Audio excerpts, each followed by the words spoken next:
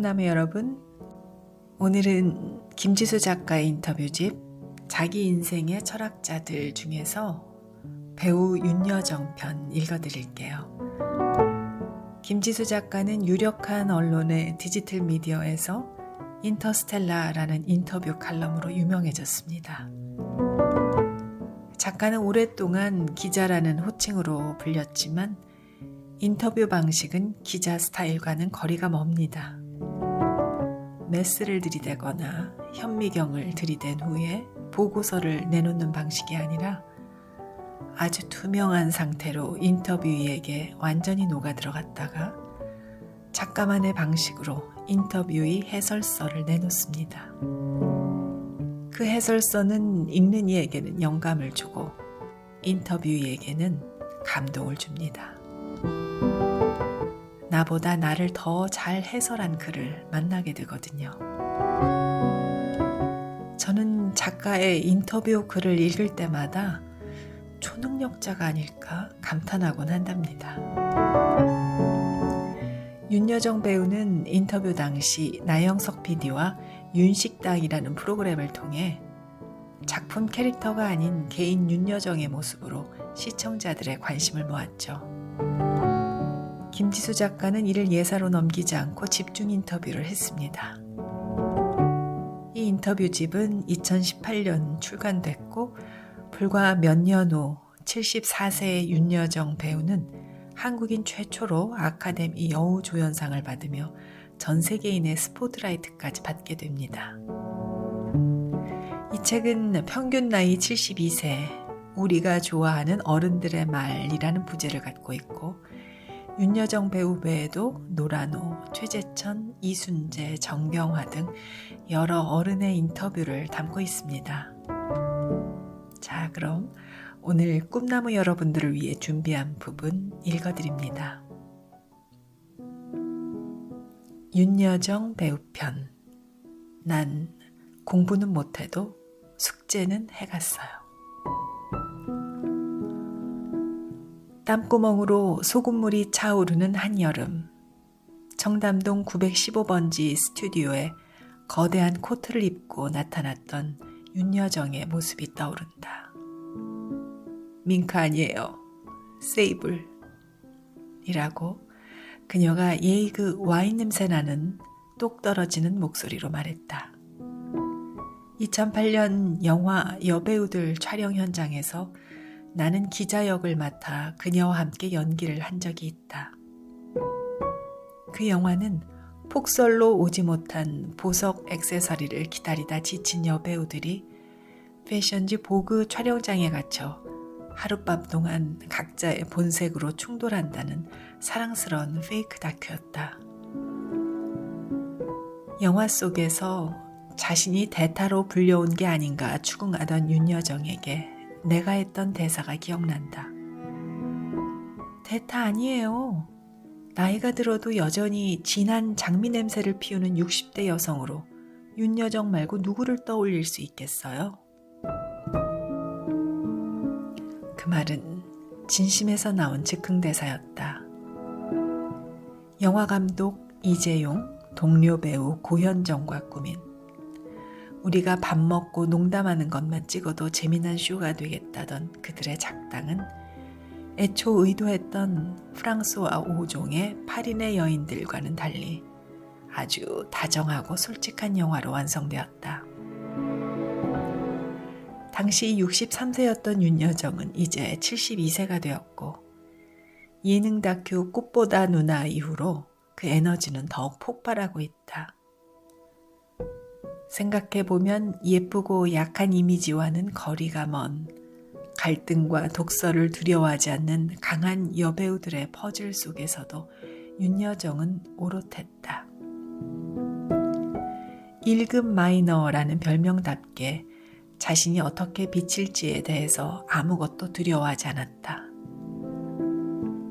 그녀는 모든 사람을 정확히 이름으로 호명했고 가령 김지수 씨 연기가 참 자연스러웠어.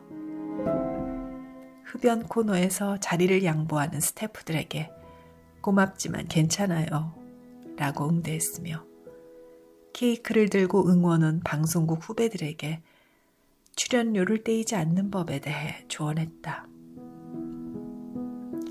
자기 안에 깃든 고상함이나 추잡함에 대해서 언제든 거칠 것 없이 단어를 튕겨 올릴 수 있는 타자기 같은 혀를 가진 여자 윤여정.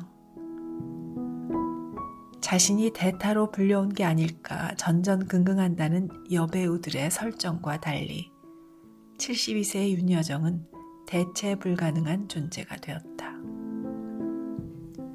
영화 그것만이 내 세상에서 이병헌과 박정민 사이에서 어색한 사투리로 모자의 정을 나누던 그는 TVN 윤식당 2에서는 이서진, 정유미, 박서준을 진두지휘하며 물 만난 고기처럼 회장님 포스를 발산했다. 눈밝은 나영석에게 발견된 이 웃기고 세련된 할머니는 환상의 해변에서 펼쳐지는 서바이벌 게임의 주인공으로 여배우, 노인, 사장이 등가가 되는 리얼리티 쇼의 호스트로 화제의 중심이 됐다. 그렇게 불고기와 비빔밥처럼 익숙했던 음식이 여행지에서 재발견되듯 한평생 노력과 농담으로 자신을 요리한 윤여정이라는 어른의 맛도 점점 깊고 오묘해졌다.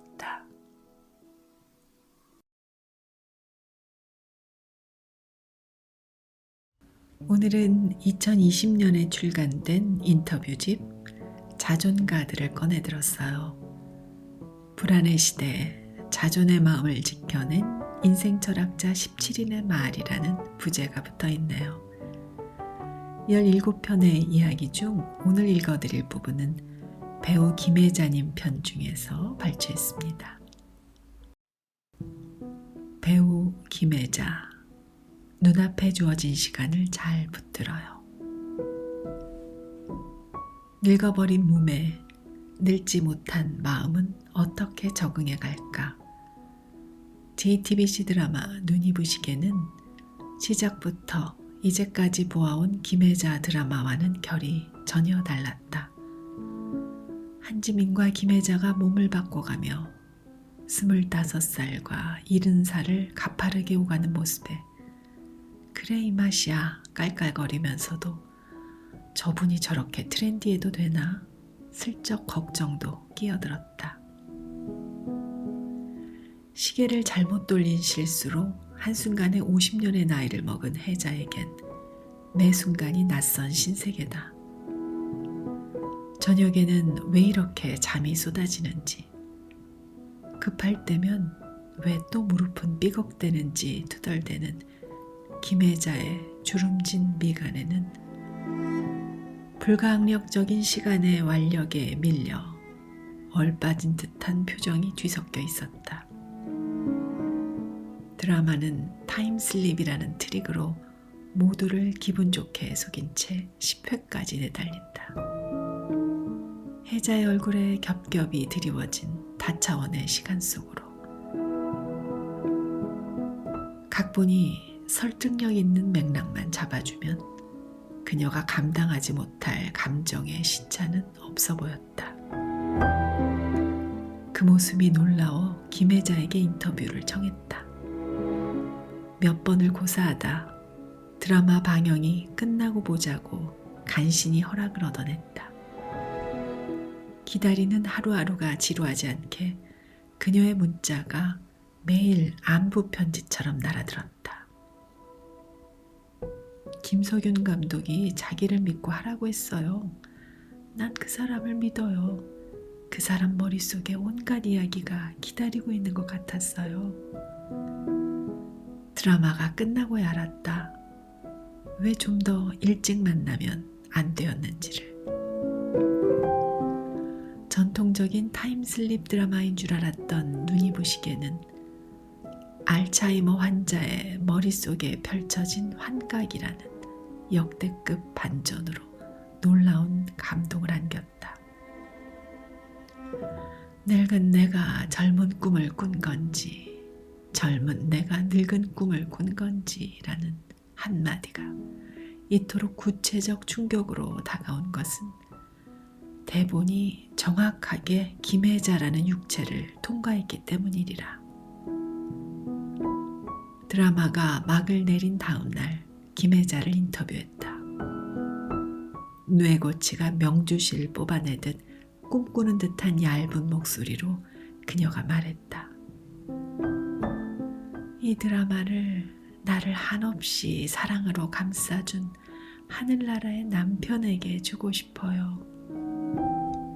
그 말은 드라마 속에서 젊은 날 사랑하는 남편을 잃은 혜자의 그리움과 겹쳐져 묘한 울림을 자아냈다. 인터뷰 내내 완급 조절이 정확한 그녀의 목소리는 거미줄 위에 이슬처럼 촉촉하게 떨렸다. 망연자실하게 여러 시간과 추억을 헤집다가 불현듯 나는요라고 매듭을 지을 땐 세상에 온갖 소음이 정지된 듯 고요해졌다. 김혜자는 그 자신 꿈이 없었고 오직 공상이 취미였다고 했다. 이 드라마로 치매에 대한 부정적인 편견이 깨지고 외연이 넓어지길 바란다며 제작진이 자신이 이 나이에 이르도록 기다려준 것 같다고 공을 돌렸다. 눈이 부시게가 배우 인생의 마지막 챕터가 될 것 같다는 노배우의 말은 그 깊고 싱싱한 젊은 연기를 생각하면 기우에 불과했다.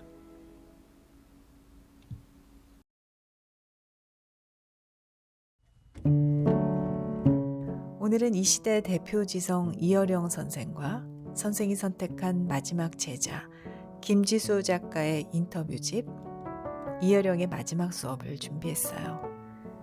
이 책에는 삶과 죽음에 대한 가장 지혜로운 통찰이 담겨 있습니다. 오랜 암투병으로 죽음을 옆에 둔 스승은 세상에 남을 우리들을 위해 자신이 가진 모든 것을 쏟아냅니다. 그리고 유튜브 영상을 통해서 잘 있어요 여러분들, 잘 있어요 라는 작별 인사까지 해주셨어요. 김지수 작가는 암투병 중인 스승과 1년에 16번에 걸쳐 이 인터뷰를 완성합니다. 유언의 레토릭으로 가득 담긴 이 책은 죽음을 마주하며 살아가는 스승이 전하는 마지막 이야기고 우리는 스승의 말씀을 통해서 영원히 시들지 않는 꽃으로 스승을 기억할 것 같습니다. 자, 그럼 이어령의 마지막 수업 김지수 작가가 직접 낭송해 드립니다.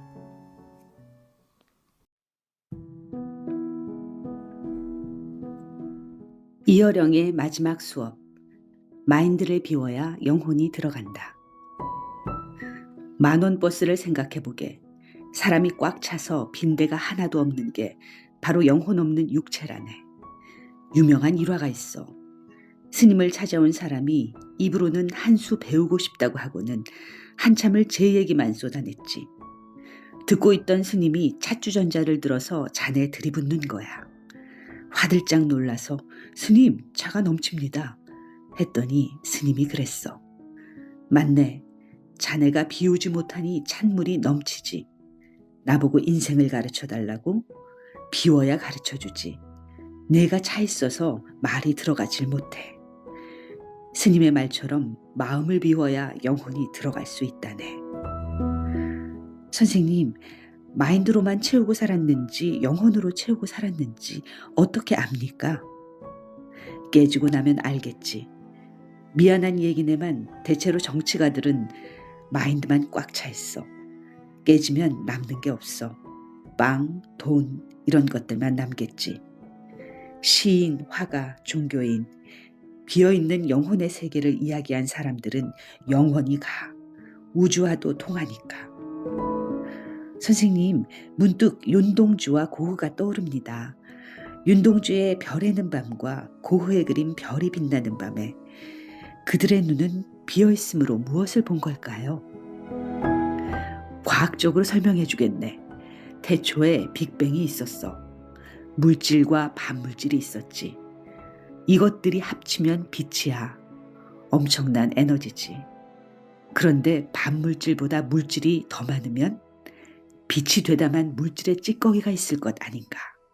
그게 바로 우리야. 자네와 나지. 이 책상이고 안경이지. 이건 과학이네. 상상력이 아니야. 우리는 빛이 되지 못한 물질의 찌꺼기, 그 몸을 가지고 사는 거라네. 그런 우리가 반물질을 만나면 어떻게 될까? 빛이 되는 거야. 이보다 더 명쾌한 시를 들어본 적이 있었던가? 나는 울 것 같은 표정으로 말했다. 선생님, 태초와 나의 거리를 그렇게 쉽게 설명하시면 어떡합니까? 우리가 쓰는 에너지는 모두 빅뱅 때 만들어진 그 빛이라네. 반물질을 못 만나 물질로 남은 것들은 끝없이 뭐가 되고 싶겠나. 빛이 되고 싶을 거야. 빅뱅이 내가 태어난 고향이거든. 그런데 빅뱅 이전에 존재했던 빛도 물질도 아닌 이 보이드, 공허의 공간이 바로 신의 영역이라네. 거기에 빛이 들어가 창조가 되는 거지. 성경이 기록하고 있습니다. 빛이 있으라 하니 빛이 있었다. 하나님의 영과 공허가 섞여서 우주가 창조되는 순간이야. 선생님, 그럼 천국은 뭐라고 설명하시겠어요? 물질과 마인드가 있었던 기억과 그것을 담을 수 있게 했던 보이드 그 자체. 기독교에서는 천국이라고 하고 소크라테스는 이데아라고 하네. 영원 불멸이야. 공허는 죽지 않아. 빅뱅 이전에 있었으니까. 이 모든 게 어둠과의 팔씨름을 통해서 깨달은 거란 말씀이시죠, 선생님? 그렇지. 어둠이 물러가고 창밖으로 빛이 들어오면 좀 덜 아프거든. 그때 비로소 잠을 청하는 거야. 나는 가만히 선생 앞에 빈잔을 바라보았다. 컵 하나에 굳은 몸과 컵 하나에 조석지변하는 마음과 컵 하나에 담긴 태초의 공허를. 가득 찬 술잔으로 찰랑대며 살아가는 보통의 사람들과 비어있는 찻잔으로 우주의 공허와 맞닿은 영적인 사람들이 뒤엉켜 돌아가는 세상. 서로의 술잔을 부딪히며 가끔 우주를 향해 제각자의 언어로 건배사를 하며 정신없이 살던 어느 날, 이어령이라는 어른을 만나 그가 어둠과의 팔씨름으로 값을 치른 달고 깊은 공허를 나눠 마시고 있는 것이다.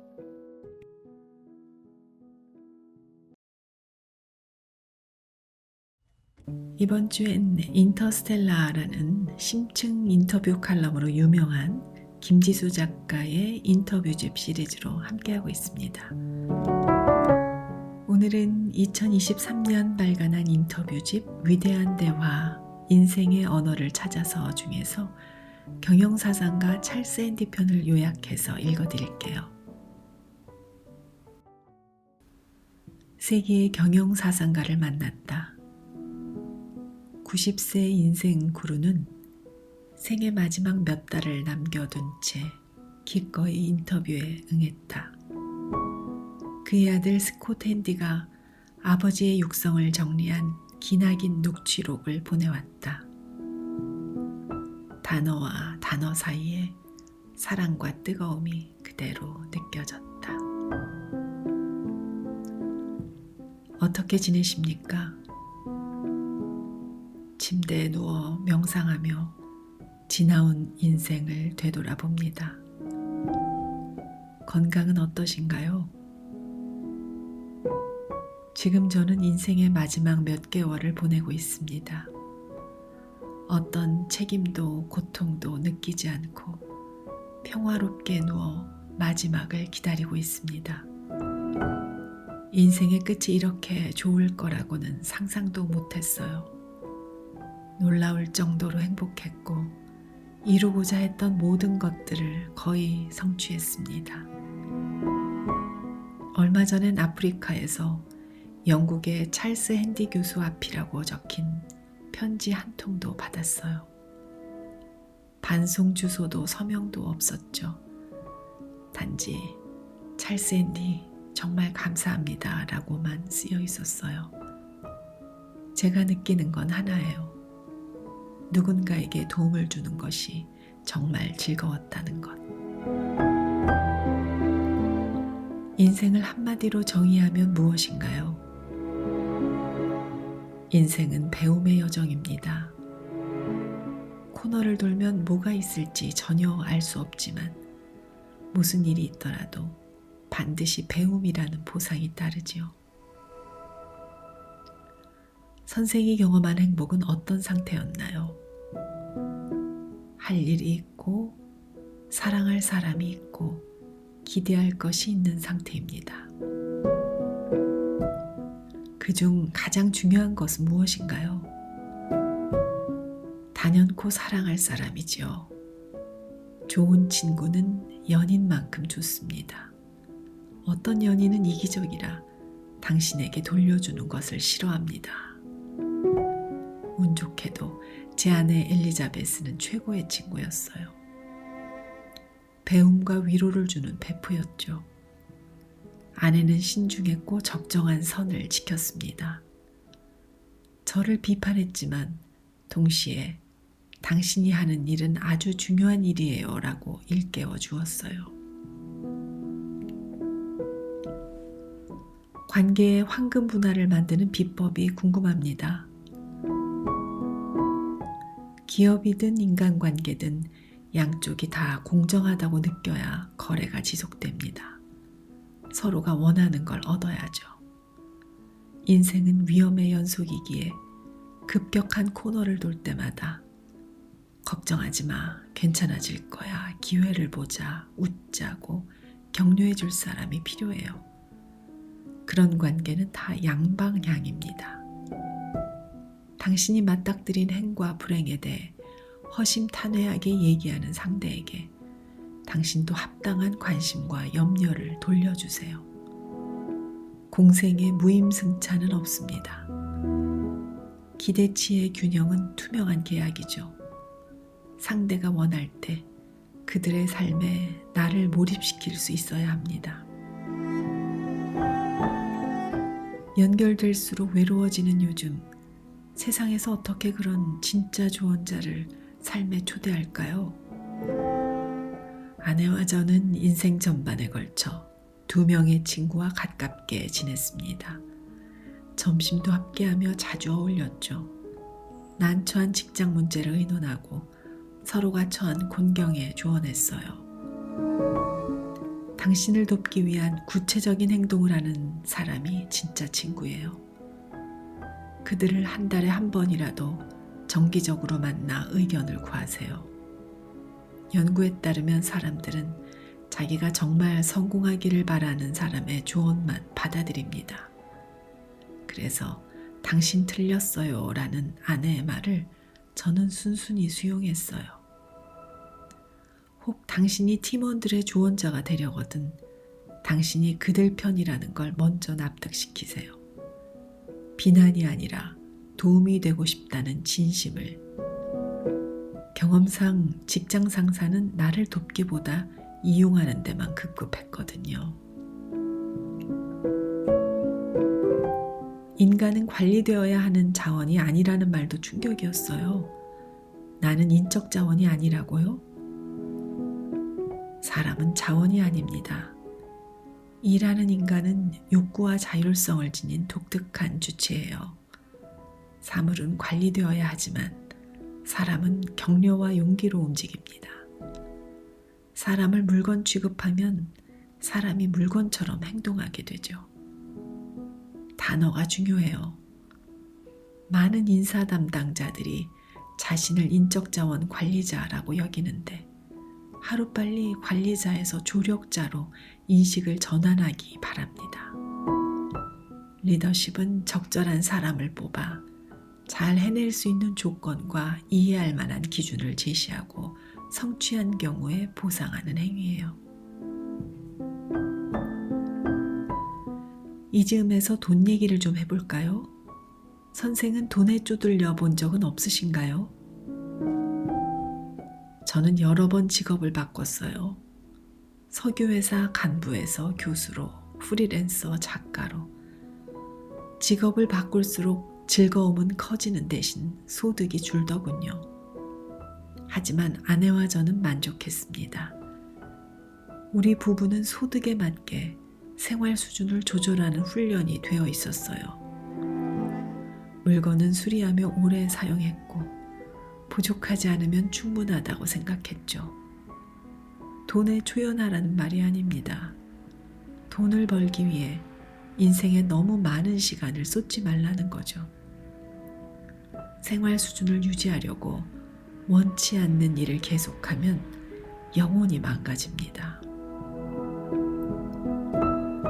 각자 도생과 머니러쉬의 날들이 길어지다 보니 젊은이들은 하고 싶은 일보다 돈이 되는 일을 선택하는 경우가 많습니다. 원하는 일보다 해야 하는 일을 선택하는 현실을 어떻게 받아들여야 할까요? 우리는 생계를 위해 일하지만 일 이상의 존재예요. 내가 석유회사에서 일할 때 격리부서의 한 젊은 여성 직원이 그러더군요. 언젠가 내가 하는 일이 나 자신의 일부인 날이 오면 좋겠어요. 수년 후 그 여성은 등반대를 이끄는 산악인이 됐어요. 파티에서 만난 한 여성은 자신을 텔레비전 각본가라고 소개했습니다.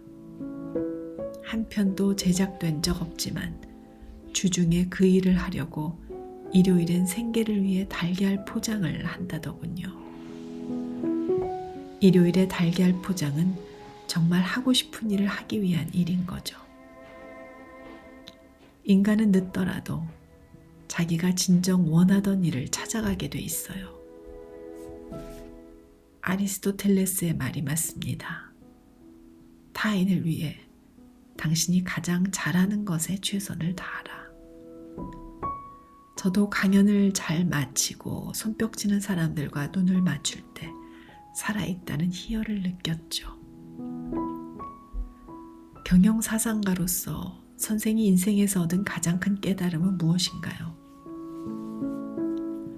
내가 얻은 가장 큰 깨달음은 친구가 정말 중요하다는 거예요.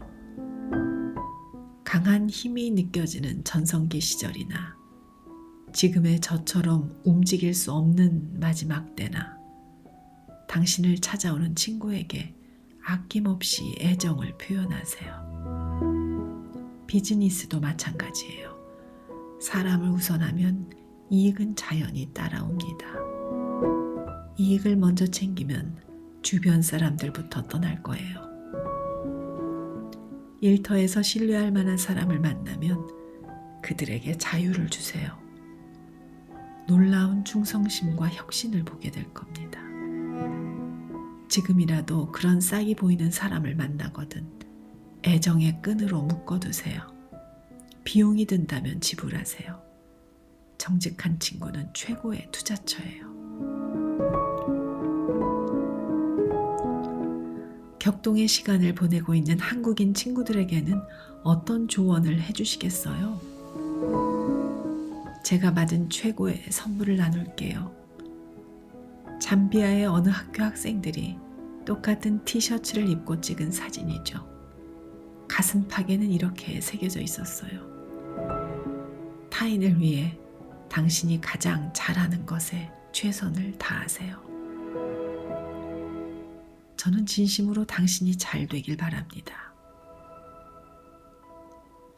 인생의 마지막 쿼터에 이르러 정말 한 줌의 아쉬움도 없으신가요? 아쉬움이라뇨. 제겐 더 이상 책임도 지불할 청구서도 없어요. 자녀들에 대한 걱정이나 집, 보험, 그리고 제 일에 대한 염려도 없죠. 오로지 현재의 순간을 즐기고 있습니다. 죽음 이후의 삶은 어떨까? 꿈 없이 빠져드는 달콤한 숙면 같은 것일까 기대하면서요.